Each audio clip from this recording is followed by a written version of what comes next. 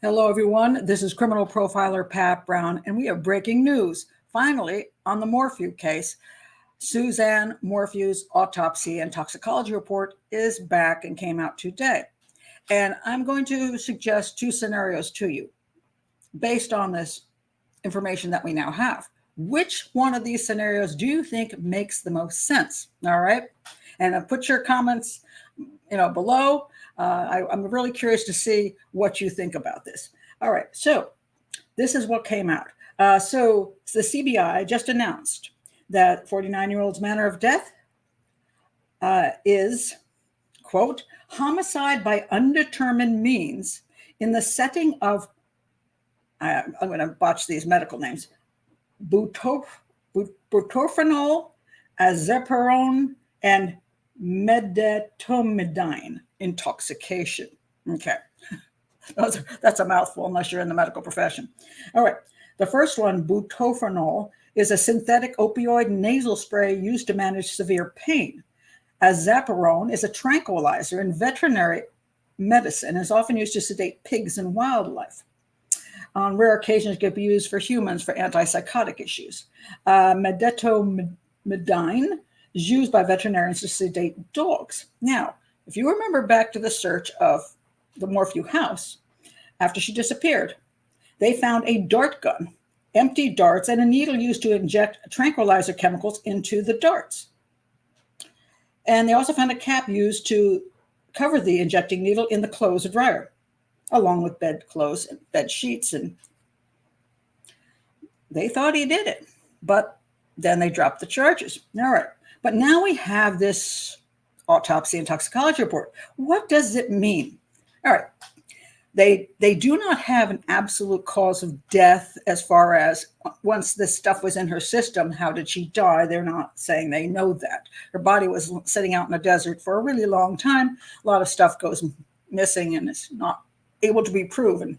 However, they said there was no trauma to her body, which is fascinating. All right. So supposedly, according to Barry, he guessed that his wife took a bike ride and her bike was eventually found down some embankment, but she wasn't there. So she didn't have an accident and fall off the bike and just end up dying there.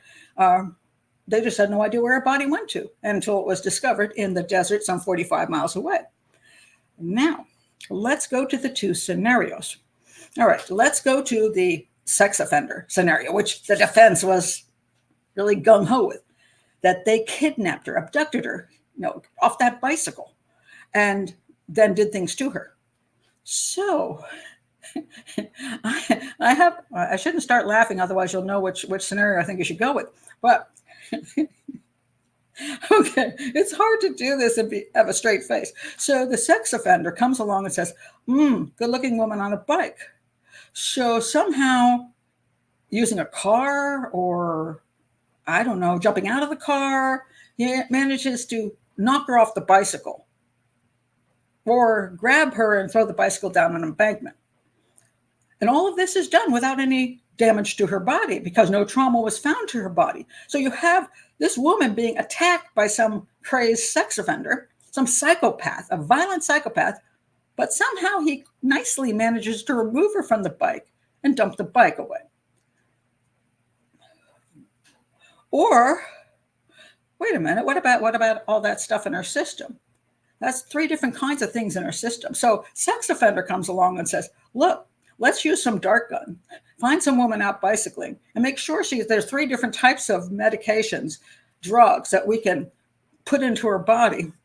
And let's zap her off the bike with a dart gun. and she falls so nicely she doesn't injure herself. And then they can scoop her up and throw her in the vehicle and take her away.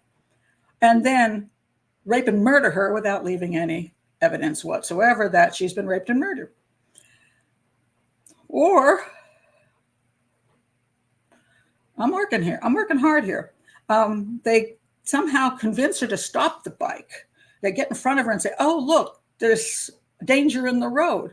And she gets off the bike and says, what? And they manage to grab her and put three different kinds of medications in her and toss the bike down And then they take her someplace and don't hurt her in any way that's noticeable, any damage, and then take her out to the desert, 45 minutes away. Because, serial killers like to drive 45 minutes to get rid of their bodies instead of just leaving her in the ditch along with the bike.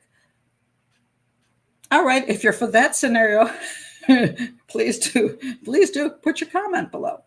The alternate scenario is something happened in the home with somebody who had access to those drugs and therefore were able to drug her in a quiet manner within the home. So no actual physical force had to be used, and then do something to her that caused her to die without having, again, to use any kind of massive physical force or a bullet to the brain or bashing her head in or stabbing her with a knife because she was already pretty much unconscious from all the drugs.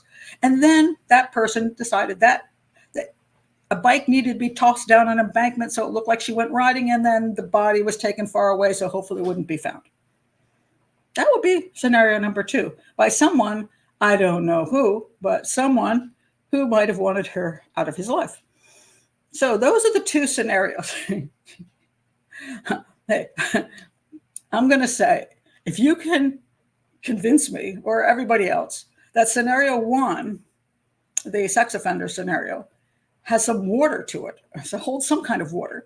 I mean, do explain it to me, because I'm only doing this rather quickly today. I've talked about this case before, but I'm not going into an in-depth analysis of the entire case right now. I'm just responding to this information that came out. If you can tell me how all of this works with the sex offender, this first scenario, feel free to put that in the comments. And if you think that the second scenario makes a whole heck of a lot more sense, put that in the comments. I'll just be curious if anybody comes up with the first scenarios. Hey, convince me. Why don't you convince me? I want to know what's going to happen with this guy. Are they going to rearrest him? What are they going to do? So anyway, we're going to find that out. This is just brand new information coming out. If you're new to the channel, please do like and subscribe. Check my playlists. And if you're interested in any particular case, go to the search engine in YouTube and put in profiler Pat Brown and whatever case you're interested in.